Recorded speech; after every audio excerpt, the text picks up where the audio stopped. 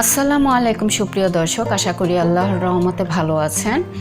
আজকে আমি আপনাদের সাথে শেয়ার করব সামুদ্রিক ছোট চিংড়ি মাছের বড়া বা পাকোড়া রেসিপি। খুবই সুস্বাদু মজার একটি রেসিপি। আশা করছি আজকের এই রেসিপিটি আপনাদের ভালো লাগবে। প্রিয় দর্শক, যারা আজকের এই রেসিপিটি দেখছেন এবং যারা আমার চ্যানেলটি সাবস্ক্রাইব করেছেন তাদের সবাইকে অসংখ্য ধন্যবাদ এবং অনেক দোয়া। তাহলে চলুন শুরু করা যাক। চিংড়ি মাছের পাকোড়ার জন্য 300 গ্রাম সামুদ্রিক চিংড়ি ভালো করে ধুয়ে পানি ঝরিয়ে নিয়েছি। আর মাছগুলো দেখতেই পাচ্ছেন কেমন নরম, এজন্য ব্লেন্ড করার প্রয়োজন নেই, হাত দিয়ে কুচলিয়ে মেখে নিলেই হয়ে যাবে। 300 গ্রাম চিংড়ি মাছের জন্য দিয়ে দিচ্ছি হাফ কাপ বেসন, আর দিয়ে দিচ্ছি 1 কাপ মোটা করে কেটে নেওয়া পেঁয়াজ কুচি, দিয়ে দিচ্ছি হাফ কাপ ধনেপাতা কুচি, দিয়ে দিচ্ছি রসুন কুচি হাফ টেবিল চামচ, আপনারা চাইলে রসুন বাটা ব্যবহার করতে পারেন। দিয়ে দিচ্ছি আমার পছন্দ অনুযায়ী কাঁচামরিচ কুচি, আপনারা যে যেরকম ঝাল খেতে পছন্দ করেন সেই পরিমাণ দিয়ে নেবেন। দিয়ে দিচ্ছি 1 চা চামচ মরিচ গুঁড়া, 1 চা চামচ ধনে গুঁড়া, হাফ চা চামচ হলুদ গুঁড়া, দিয়ে দিচ্ছি হাফ চা চামচ জিরা গুঁড়া, দিয়ে দিচ্ছি স্বাদ মতো লবণ, দিয়ে দিচ্ছি 1/4 কাপের মতো কর্নফ্লাওয়ার। আপনাদের হাতের কাছে যদি কর্নফ্লাওয়ার না থাকে সেই ক্ষেত্রে চালের গুঁড়া ব্যবহার করতে পারেন। যেহেতু বেসন দিয়েছি এজন্য কর্নফ্লাওয়ার ব্যবহার করছি, এতে করে বড়ার উপরের অংশটা বেশ মুচমুচে হবে আর খেতেও ভালো লাগবে।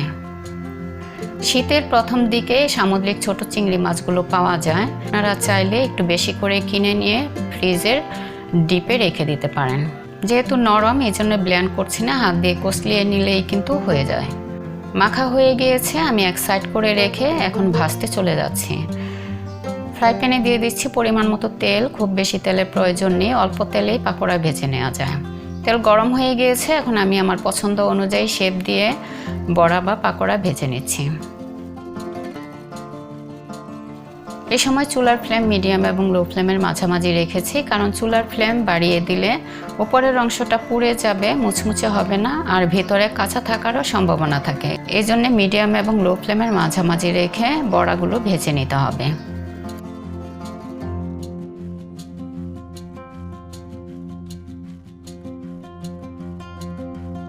কয়েকভাবে এই বড়া বানিয়ে নেওয়া যায়। হাতের কাছে যদি বেসন না থাকে সেই ক্ষেত্রে মসুর ডাল ভিজিয়ে আপনারা বেটে বা ব্লেন্ড করে বড়া বানিয়ে নিতে পারেন। তবে খেয়াল রাখবেন, একদম মিহি করে বাটা যাবে না ডাল, একটু আধা বাটা বা দানা দানা রেখে বড়া বানালে বড়াগুলো যেমন মুচমুচে হবে তেমনি খেতেও ভালো লাগবে।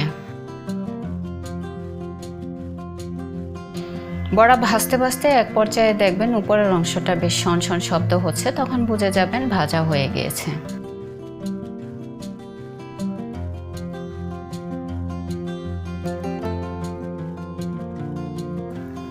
ভাজা হয়ে গিয়েছে, দেখতেই পাচ্ছেন উপরের অংশটা কেমন লালচে হয়েছে, আর দেখতে যেমন লোভনীয় হয়েছে, খেতেও কিন্তু খুবই মজার এই রেসিপিটি।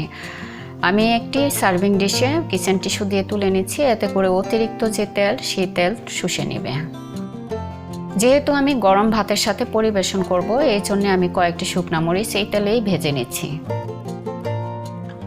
চিংড়ি মাছের এই বড়া বা পাকোড়া যেমন ভাতের সাথে পরিবেশন করা যায়, তেমনি কিন্তু বিকেলের নাস্তা হিসেবে পরিবেশন করা যায়। ছোট বড় সবাই খেতে খুব পছন্দ করবে, তবে ছোটদের জন্য যেমন স্বাস্থ্যকর তেমনি কিন্তু মুখরোচক। আশা করছি এই রেসিপিটি সবাই পছন্দ করবে। আজকের এই রেসিপিটি যদি ভালো লেগে থাকে প্লিজ ফ্রেন্ডস অ্যান্ড ফ্যামিলির সাথে শেয়ার করবেন, একটি ফিডব্যাক দিয়ে জানাবেন কেমন হয়েছে আজকের এই রেসিপিটি। ভালো থাকবেন, দোয়া রইল। আসসালামু আলাইকুম।